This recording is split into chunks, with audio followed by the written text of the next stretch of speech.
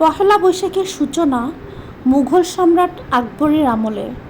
কর সংগ্রহ সহজ করতে বাংলা সনের প্রবর্তন করা হয়, যা পরে রূপ পায় এই উৎসবে।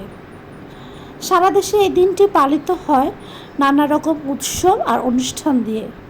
মঙ্গল শোভাযাত্রা, বৈশাখী মেলা, গ্রামীণ খেলা, লোকসঙ্গীত আর ঐতিহ্যবাহী খাবার সব মিলিয়ে এটি এক বিশাল আনন্দ উৎসব। পয়লা বৈশাখ আমাদের সংস্কৃতি ও শিকড়ের সঙ্গে সংযোগ ঘটায়।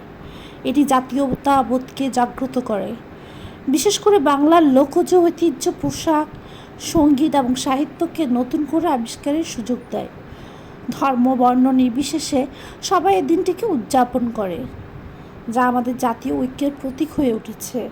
এখন শুধু গ্রামে নয়, শহরেও আধুনিক রূপে পয়লা বৈশাখ পালন করা হয়।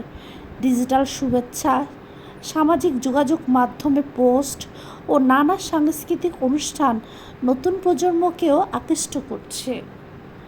সবাইকে নববর্ষের শুভেচ্ছা, শুভ নববর্ষ।